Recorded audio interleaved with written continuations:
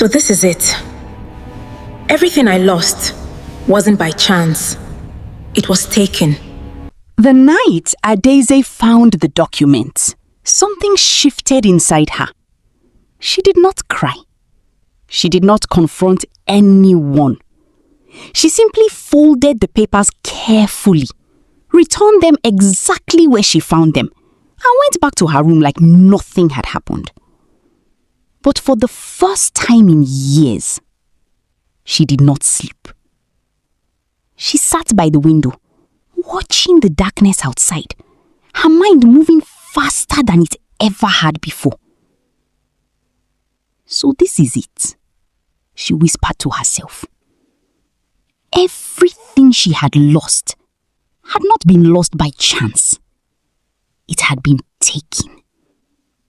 And suddenly, the silence she had lived in for years began to feel different.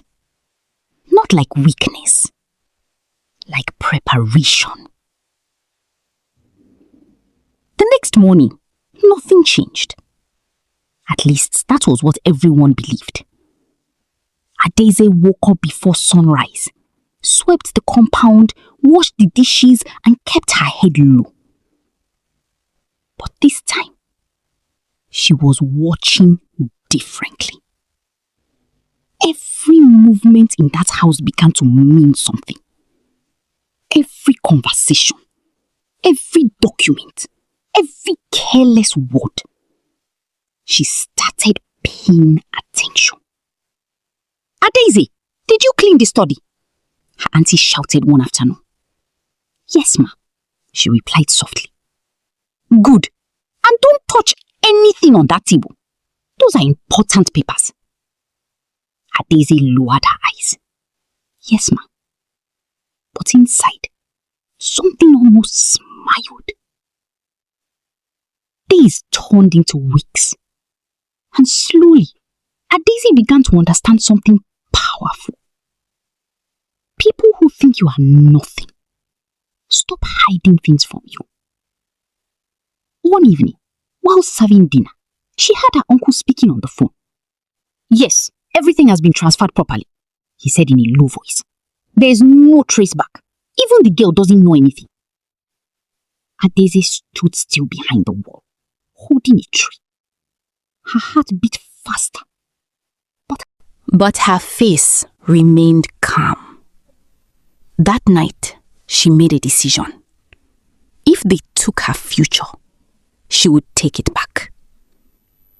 The next morning, something unusual happened. Adaeze, her uncle called. She turned immediately. Yes, sir. Come here. She walked toward him, her steps slow and respectful. I need you to follow me to the office today. There are some files you will help me arrange. Her auntie frowned slightly. Why her? She's careful, he replied. And she doesn't talk too much. Adaeze kept her eyes down. But inside, everything sharpened. The office was nothing like the house. Quiet, organized, filled with files, computers, and secrets. Arrange these documents, he said, pointing to a desk. Yes, sir.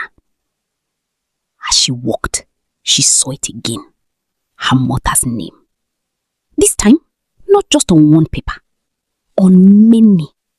Transfers, signatures, dates, everything connected.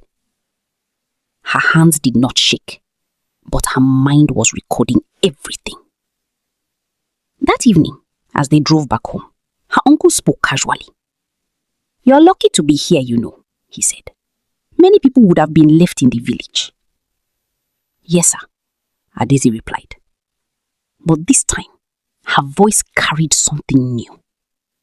Not gratitude, understanding. From that day, Adaeze changed her strategy. She became even quieter, even more obedient. But now, it was intentional. She started learning, not from school, from life, from documents, from conversations, from observation. She learned how signatures worked, how property was transferred, how names could disappear and reappear. And then she met someone.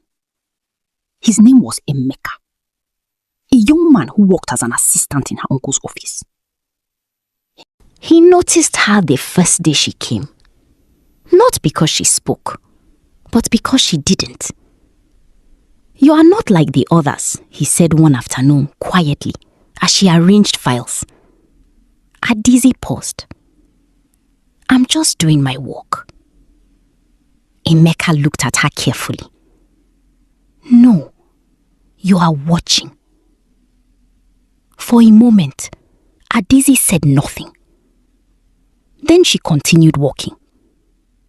But something had shifted again. Days later, he spoke again.